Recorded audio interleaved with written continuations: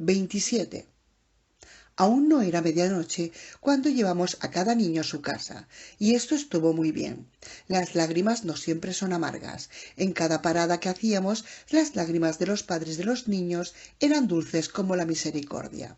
Cuando Lily Wynn me miró, con Jimmy en brazos, y vi en sus ojos algo que en otro tiempo había anhelado ver, pero que ahora que lo veía me resultaba menos satisfactorio en el tiempo presente de lo que habría sido en el tiempo pasado. Cuando llegamos de nuevo a mi casa, Sasha, Bobby y yo estábamos preparados para celebrarlo, pero Roswell quería coger su Mercedes, irse a casa, a su bello yate que tiene amarrado en el puerto, y hacerse un parche con un filete para taparse el ojo hinchado. Niños, me hago viejo, celebradlo vosotros, yo me voy a dormir. Dougie, que tenía su noche libre, había concertado una cita de medianoche, como si en ningún momento hubiera dudado de que iba a regresar de la tierra del nunca jamás, y tendría ganas de bailar. Menos mal que tendré tiempo de ducharme, dijo. Me parece que huelo a mono. Mientras Bob y Sasha cargaban mi tabla de surf y la de ella en el Explorer, me lavé la sangre de las manos. Entonces Mungo Jerry, Orson y yo fuimos al comedor, convertido en sala de música de Sasha, para escuchar la cinta que yo había oído 2 veces, El testamento de Leland Delacroix. No estaba en el cassette, donde había dejado cuando se le había hecho escuchar a Sasha, Roswell y Mungo Jerry. Al parecer había desaparecido igual que el edificio que había albergado el tren del misterio. Si Delacroix nunca se había matado, si nunca había trabajado en el tren, si nunca había ido al otro lado, entonces nunca había grabado ninguna cinta. Me acerqué al estante donde Sasha guarda las cintas de todas sus composiciones. La copia del testamento de Delacroix con la etiqueta Tequila Kidney estaba donde la había puesto. Estará en blanco, dije. Orson me miró perplejo. El maltrecho muchacho necesitaba un baño y una cura con antisépticos y vendas. Sasha probablemente iba un paso más adelante que yo y ya habría metido el equipo de primeros auxilios en el maletero. Mungo Jerry esperaba junto al cassette cuando volví con la cinta. La metí en el aparato y oprimí el botón play. El siseo de la cinta magnética, un leve chasquido, respiración rítmica, después respiración entrecortada, llanto, fuertes sollozos desdichados, por fin la voz de Delacroix. Esto es un aviso, un testamento. Paré la cinta. No entendía cómo era posible que la cinta original hubiera dejado de existir y la copia permaneciera intacta. ¿Cómo podía hacer Delacroix su testamento si nunca había subido al tren del misterio? Una paradoja, dije. Orson manifestó su acuerdo con gestos de sentimiento. Mungo Jerry me miró y bostezó, como para decir que yo estaba cargado de tonterías. Puse en marcha el cassette y oprimí el botón de avance rápido hasta el punto de la cinta en el que Delacroix daba la lista de todo el personal del proyecto que él conocía, citando sus cargos. El primer nombre era, como yo recordaba, Dr. Randolph Josephson. Era un científico civil y director del proyecto. El doctor Randolph Josephson, John Joseph Randolph. Seguramente Johnny Randolph se había convertido en Randolph Josephson al abandonar el correccional a la edad de 18 años. Con esta nueva identidad había adquirido una educación aparentemente muy buena, con vistas a cumplir un destino que él había imaginado para sí mismo, después de ver que de una sólida roca emergía un cuervo.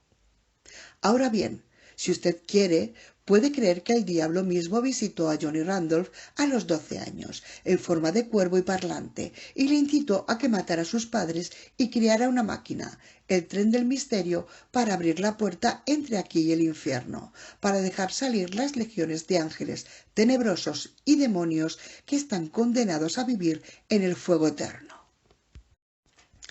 O puede creer que un chico homicida leyó un guión parecido en, pongamos por caso, un podrido libro de cómics, y luego cogió prestado el argumento para su propia y patética vida y lo convirtió en un gran engaño que le motivó para crear aquella máquina infernal. Cabría pensar que es improbable que un sociópata que acuchilla y despedaza se convierta en un científico de tanta categoría como para que el gobierno emplee sus obras de miles de millones de dólares de fondos reservados, pero sabemos que era un sociópata con un inusual control de sí mismo, que limitaba sus matanzas aún al baño y dedicaba el resto de su asesina energía a su carrera profesional. Y por supuesto, la mayoría de los que deciden cómo gastar los millones de dólares de los fondos reservados probablemente no están tan equilibrados como usted y como yo. Bueno, no tanto como usted, ya que cualquiera que lea estos volúmenes de mi diario de Moonland Bay estará justificado si pone en duda mi equilibrio. Los guardianes de nuestros fondos comunales a menudo van tras proyectos terriblemente ambiciosos y me sorprendería que John Joseph Randolph, alias el Dr. Randolph Josephson, fuera el único loco de atar que recibiera una lluvia de dinero procedente de nuestros impuestos. Me pregunté si Randolph estaría muerto en Foyguave, enterrado vivo, bajo los miles de toneladas de tierra que, en la maníaca inversión de tiempo, habían sido devueltas por las excavadoras y dumpers al agujero donde había existido la sala huevo y otras cámaras afines. ¿O nunca había ido a Wyver, nunca había creado el tren del misterio? ¿Estaba vivo en algún otro sitio, tras haber pasado una década trabajando en otro proyecto similar? El circo de 300 pistas de mi imaginación montó rápidamente su tienda y me convencí de que John Joseph Randolph se encontraba junto a la ventana del comedor, mirándome fijamente. En aquellos momentos me giré en redondo. La persiana veneciana estaba cerrada. Crucé la habitación, tiré del cordón y abrí la persiana. Johnny no estaba allí. Escuché un poco más de la cinta. El 18º nombre de la lista de Delacroix era Conrad Gensel. No había duda de que era el fornido hijoputa de pelo negro corto, ojos amarillo castaños y dientes de muñeca. Quizá era uno de los temponautas que había viajado al otro lado, uno de los pocos que había regresado vivo. Quizá había vislumbrado un destino propio en aquel mundo del cielo rojo, o había enloquecido poco a poco, debido a lo que había visto, y había sido arrastrado de forma autodestructiva a aquel lugar de pesadilla. En cualquier caso, él y Randolph no se habían conocido en una cena de la iglesia ni en una feria agrícola. Yo todavía tenía el pelo de la nuca erizado, aunque el edificio del tren del misterio había sido desmontado hasta el último fragmento de cemento y la última viruta de acero. No tenía la sensación de que hubiéramos cerrado el asunto. John Joseph Randolph no estaba junto a la ventana. Sin embargo, estaba seguro de que Conrad Gensel tenía la nariz pegada al cristal. Como había bajado la persiana después de mirar si estaba el loco de Johnny, volví a cruzar la habitación. Vacilé. Subí la persiana. Conrad tampoco estaba. El perro y el gato me observaban con interés, como si estuvieran muy entretenidos. La gran pregunta es, dije a Mungorrieri y a Orson mientras les hacía seguirme a la cocina, si la puerta que Johnny abrió era realmente una puerta al infierno o una puerta a otro lugar. No habría presentado una solicitud de beca con la promesa de construir un puente hasta Belcebú. Habría sido más discreto. Estoy seguro de que los financieros secretos creían que estaba financiando una investigación y experimentos sobre los viajes en el tiempo, y como todos están muy cómodos en su locura, les parecía racional. Saqué un paquete de salchichas de Frankfurt del congelador y dije, y a juzgar por lo que vociferaba en la habitación de cobre, supongo que debía de ser alguna clase de viaje en el tiempo, hacia adelante, hacia atrás, pero, sobre todo, lo que él llamaba lateral. Me detuve y medité el problema, sosteniendo las salchichas congeladas. Orson empezó a pasear en círculos a mi alrededor. Supongamos que hay mundos en corrientes de tiempo que circulan al lado de la nuestra, mundos paralelos. Según la física cuántica, hay un número infinito de universos en la sombra que existen simultáneamente al nuestro, tan reales como el nuestro. No los vemos, ellos no los ven. Las realidades nunca se cruzan, salvo quizá en Wyver. Allí, durante un tiempo, el tren del misterio mezcló, como una batidora gigantesca, las realidades. Mungo Jerry ahora paseaba también a mi alrededor, siguiendo a Orson. ¿No es posible que uno de esos universos de sombra sea tan terrible que construya el infierno? En realidad, tal vez haya un mundo paralelo tan glorioso que no lo distinguiríamos del cielo. El Chucho y el Gato paseaban tan concentrados en las salchichas, se hallaban tan firmes en trance, que si Orson se hubiera parado de pronto, Mungo Jerry le habría pasado por encima antes de darse cuenta de dónde estaba. Abrí el paquete de salchichas, las puse en un plato. Me dirigí hacia el horno microondas, pero me detuve en medio de la habitación, reflexionando sobre el imponderable. En realidad, dije, ¿no es posible que algunas personas, auténticos médiums, místicos, en alguna ocasión hayan mirado realmente a través de la barrera que separa las corrientes del tiempo? ¿Y que hayan tenido visiones de otros mundos paralelos? Quizá de ahí proceden nuestros conceptos de la vida después de la muerte. Bobby había entrado en la cocina desde el garaje mientras yo lanzaba el final de mi monólogo. Me escuchó un momento, pero luego se puso detrás de Mungo Jerry y Orson y empezó a dar vueltas a mi alrededor. ¿Y si realmente cuando morimos pasamos de este mundo a uno de esos que están paralelos al nuestro? ¿Estamos hablando de religión o de ciencia? No estamos hablando de nada, dijo Bobby. Tú estás hablando de religión, ciencia y pseudociencia, pero nosotros solo pensamos en perritos calientes. Capté la indirecta y puse el plato en el microondas. Cuando las salchichas estuvieron calientes, di 2 a Mungo Jerry. Di 6 a Orson, porque cuando la noche anterior le había hecho pasar por debajo de la valla de la cadena y entrar en Wyver, le había prometido salchichas de Frankfurt. Y yo siempre cumplo mis promesas que hago a mis amigos, igual que ellos siempre cumplen las que me han hecho a mí. No di ninguna a Bobby porque se había portado como un sabelotodo. Mira lo que he encontrado, dijo mientras lavaba la grasa que se me había quedado en las manos. Aún tenía los dedos mojados cuando me dio mi gorra del tren del misterio. Esto no puede existir. Si el edificio que alojaba el proyecto había dejado de existir, ¿por qué para empezar se habría hecho la gorra? No existe, dijo, pero sí existe otra cosa. Desconcertado, di vueltas a la gorra en mis manos para mirar las palabras escritas en la visera. Las puntadas de color rojo rubí ya no formaban las palabras tren del misterio. En cambio, decían Tornado Alley. ¿Qué es Tornado Alley?, pregunté. ¿Lo encuentras un poco horripilante? Sí, de lo más extraño. Quizá Randolph, Conrad y otros se hallaban en Wyver o en alguna otra parte del mundo trabajando en el mismo proyecto al que habían cambiado el nombre. No había concluido. ¿Te la vas a poner?, dijo Bobby. No. Buena idea. Otra cosa, dijo. ¿Qué le ha ocurrido a mi yo muerto? Ya estamos. Ha dejado de existir, eso es todo. ¿Por qué no me he muerto? Yo no soy Einstein. Frunció el entrecejo. ¿Y si despierto en la mañana y a mi lado en la cama está ese yo muerto, pudriéndose y rezumando jugos babosos? Tendrás que comprar sábanas nuevas.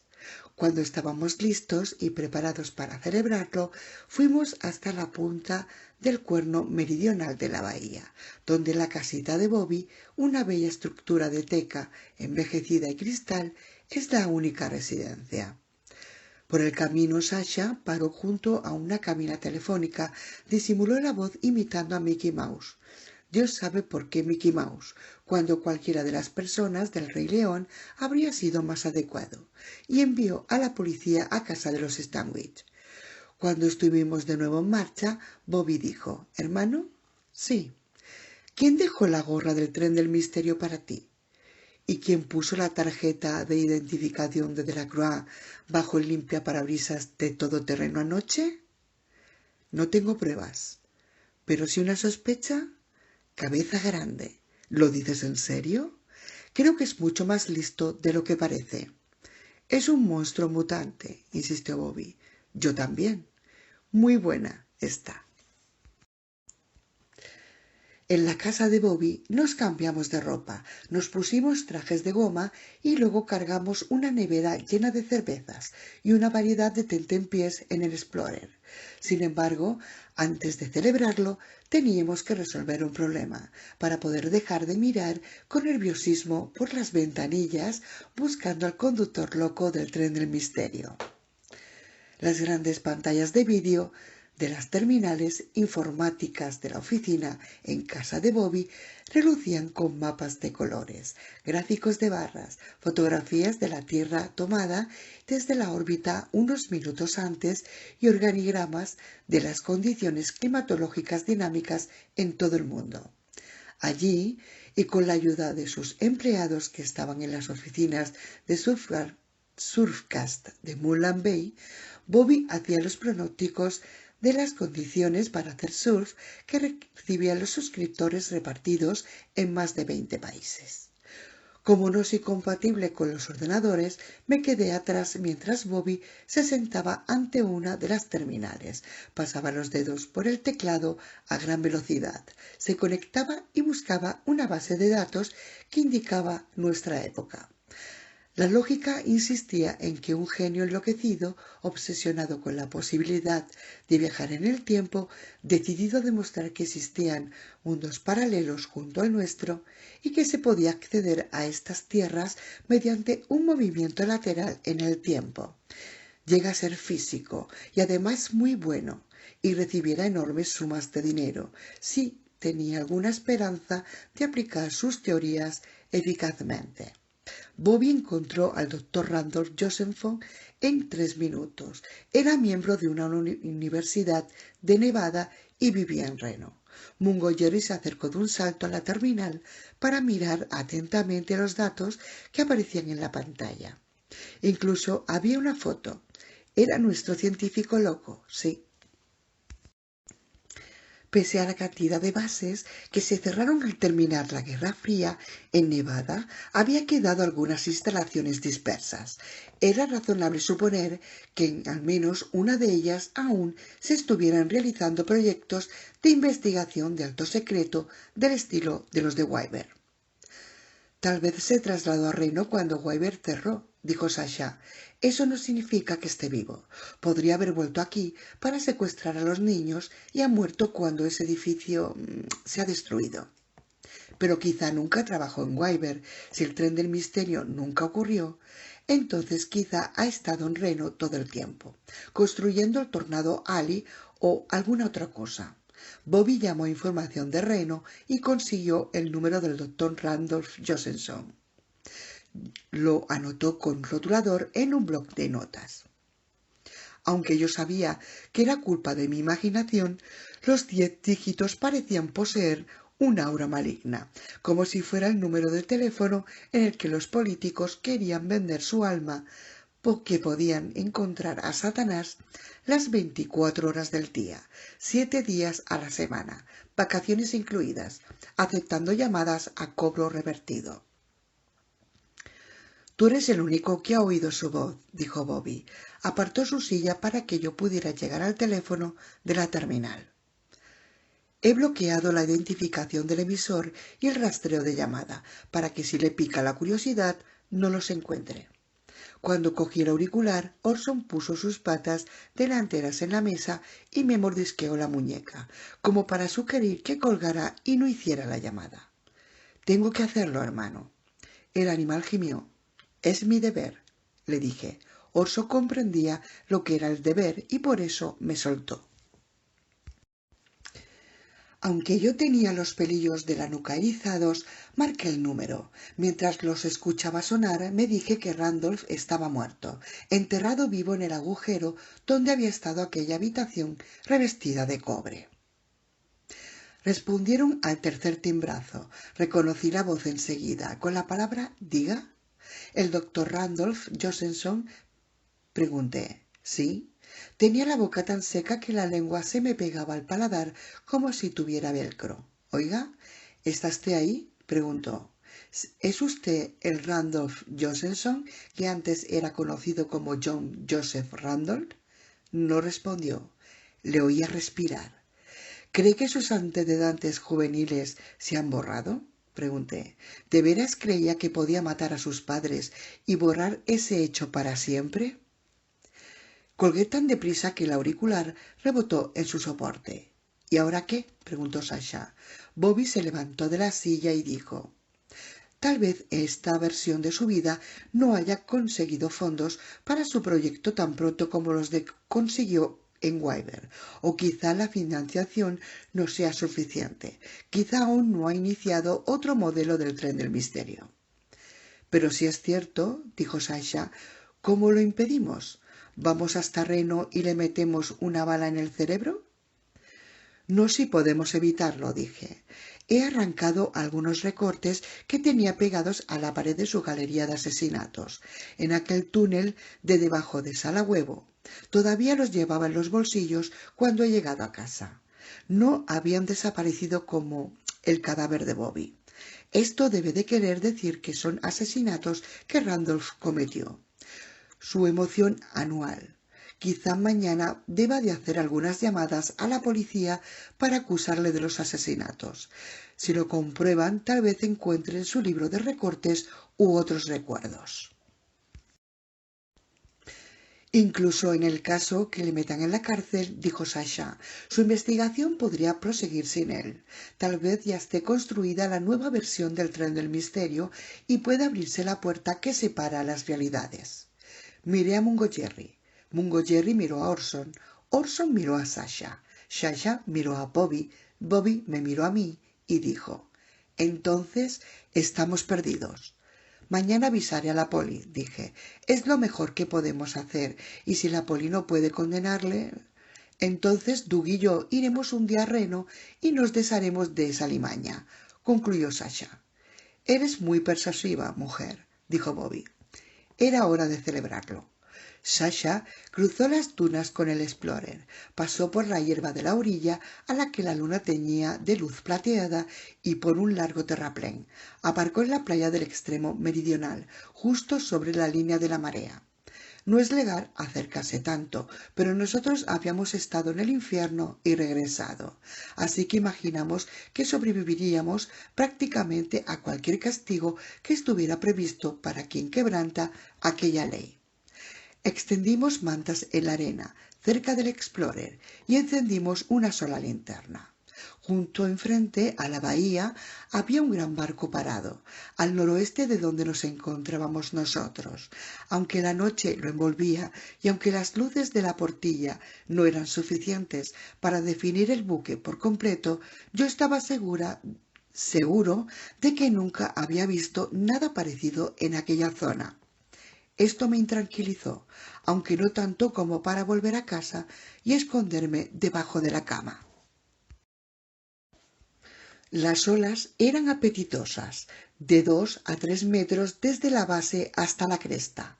El movimiento cerca de la costa era lo bastante fuerte para darles la forma de modestos barriles, y la luz de la luna, la espuma relucía como un collar de perlas de sirena. Sasha y Bobby chapotearon hasta la línea donde rompían las olas y yo hice el primer turno de vigilancia en la orilla, con Orson, Mungo Jerry y 2 escopetas.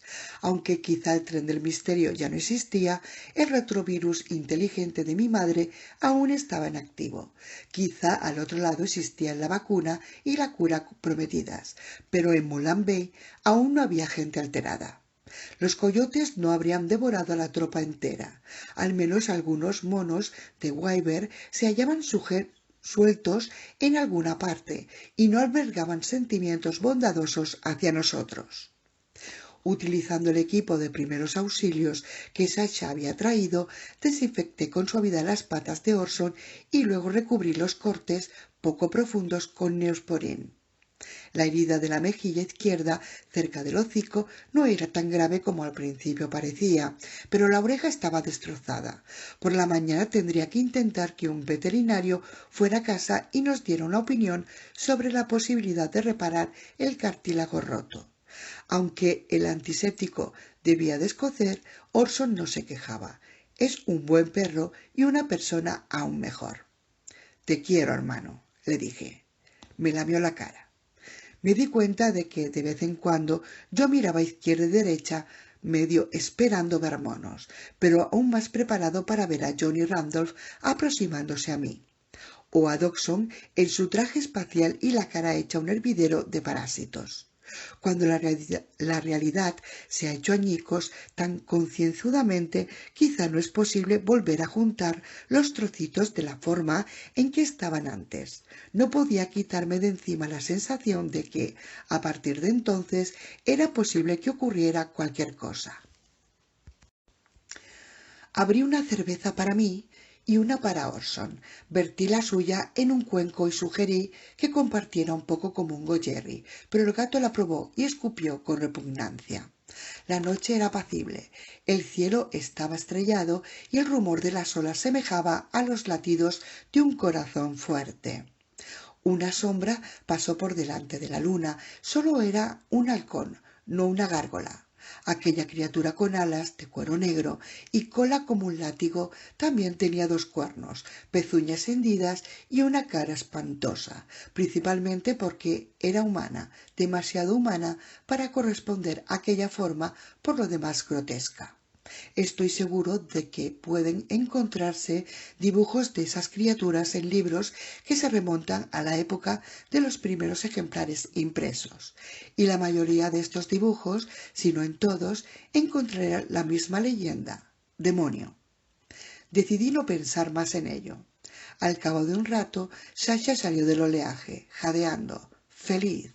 Orson la miraba y resollaba a su vez, como si creyera que ella trataba de conversar. Sasha se dejó caer en la manta, a mi lado, y abrió una cerveza. Bobby aún jugaba en las olas nocturnas. ¿Ves aquel barco de allí?, preguntó. Es grande. Nos hemos acercado un poco más de lo que habríamos debido. Solo hemos visto un poco más de cerca. Es de la Armada estadounidense. Nunca había visto un barco de guerra anclado por aquí. Algo está pasando.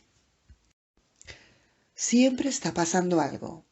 Un escalofrío de premonición me recorrió el cuerpo. Quizá estaban llegando una vacuna y una cura, o quizá el gran cerebro había decidido que la única manera de encubrir el fracaso de Wyvern y esconder la fuente del retrovirus era barrer por completo la anterior base y borrar del mapa todo Moonland Bay.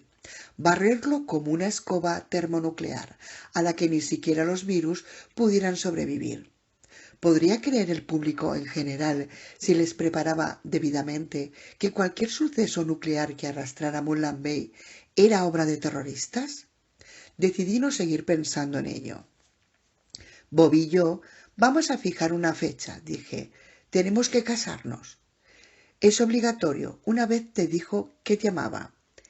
Es lo que sentimos. ¿Quién es la dama de honor? Orson, dije.